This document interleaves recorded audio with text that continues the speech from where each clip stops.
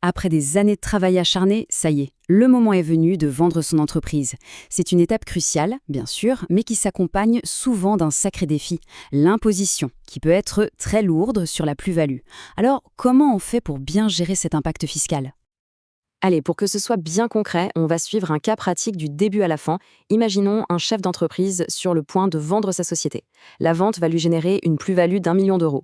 Une très belle somme, évidemment, qui représente des années d'efforts. La question à 1 million d'euros, c'est le cas de le dire, c'est comment on fait pour gérer l'impôt sur ce gain? Légalement et efficacement, bien sûr. C'est le problème qu'on va résoudre ensemble. Et pour ça, il existe une stratégie particulièrement efficace, l'apport-cession. C'est un mécanisme parfaitement encadré par la loi. Pour les puristes, c'est l'article 150.0 BTR du Code général des impôts. On va décortiquer ensemble comment ça fonctionne, pas à pas. Alors, en pratique, comment ça se passe? C'est assez simple en fait, ça se déroule en 3 étapes. D'abord, on crée une société holding, une sorte de société mère où on en utilise une qui existe déjà. Deuxième étape, on apporte les titres de son entreprise à cette holding. Et enfin, troisième et dernière étape, c'est la holding qui va vendre les titres à l'acheteur. Vous voyez, cette petite triangulation, c'est elle la clé qui va absolument tout changer sur le plan fiscal. Et que se passe-t-il à ce moment-là d'un point de vue fiscal? Eh bien, cette opération d'apport va placer l'imposition de la plus-value en report. Qu'est-ce que ça veut dire? Ça veut dire que le montant de l'impôt est calculé, il est gelé le jour de l'apport, mais son paiement, lui, est repoussé à plus tard. Attention, l'impôt n'est pas effacé, il est juste mis en attente. Maintenant, petit point technique mais qui a toute son importance, il ne faut surtout pas confondre le report avec le sursis d'imposition.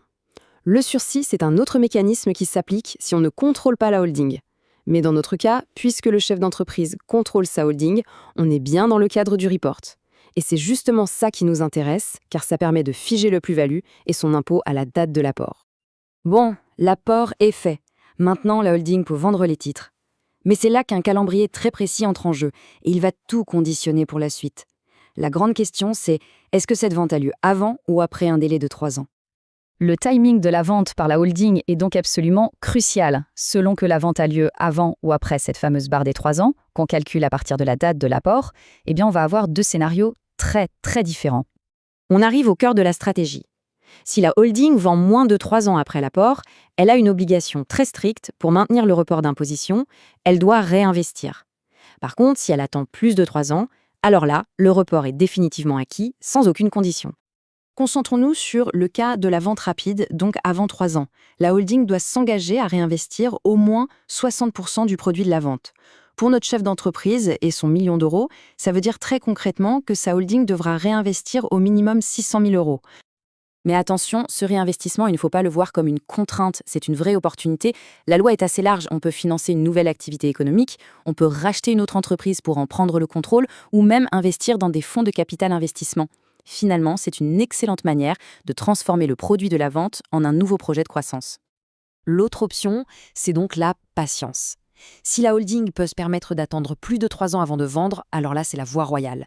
Le report d'imposition est totalement sécurisé et il n'y a aucune obligation de réinvestir quoi que ce soit. L'intégralité du million reste disponible dans la trésorerie de la holding.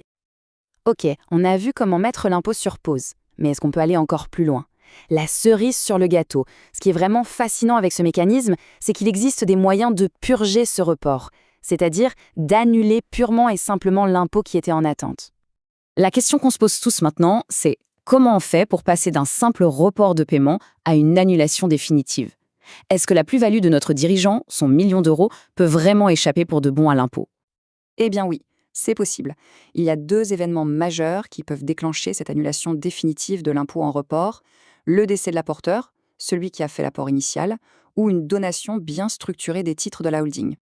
Le cas du décès, c'est le plus direct. Au moment de la succession de l'apporteur, la dette fiscale qui était en report est tout simplement effacée. Elle disparaît. Et surtout, elle n'est pas transmise aux héritiers. C'est une purge automatique. La donation, elle, est un peu plus subtile. Si la personne qui reçoit les titres, le donataire, prend le contrôle de la holding, alors le report d'impôt lui est transféré. Et cet impôt sera définitivement purgé à une condition, qu'il conserve les titres pendant au moins 5 ans. Dans le cas plus rare où la donation ne donne pas le contrôle, alors l'impôt est purgé tout de suite. Et ça montre toute la finesse du dispositif. On peut même faire des donations stratégiques, par exemple ne donner que la nue propriété des titres. Pour faire simple, c'est un peu comme donner les murs d'une maison tout en gardant le droit d'y habiter. Ça permet d'anticiper la transmission de son patrimoine tout en gérant très intelligemment le sort de cet impôt en report. Bon, on a fait le tour du mécanisme, mais au final, il y a une question toute bête qui se pose et qui nous amène à notre dernière partie. Où va l'argent? L'avantage principal, il est là et il est limpide. Sans ce montage, le produit de la vente arrive sur le compte personnel et il est tout de suite taxé. Avec le montage, l'argent est conservé au sein de la holding, bien à l'abri de l'impôt immédiat, et il est entièrement disponible pour être réinvesti. Par contre, il faut garder une chose essentielle en tête. Ce capital, il appartient à la société, à la holding. Ce n'est pas de l'argent personnel. Si on veut le sortir pour ses dépenses privées, ça déclenche une nouvelle taxation, comme l'impôt sur les dividendes. Le but du jeu, c'est vraiment de faire travailler cet argent à l'intérieur de la structure. Au final, on comprend beaucoup mieux cette phrase.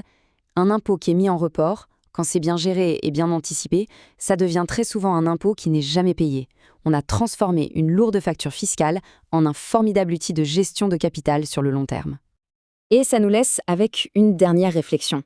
Avec une bonne planification, la valeur qu'on a créée en vendant son entreprise peut devenir une source de croissance perpétuelle, un véritable projet familial ou entrepreneurial, bien plus qu'un simple événement taxable qui n'arrive qu'une fois.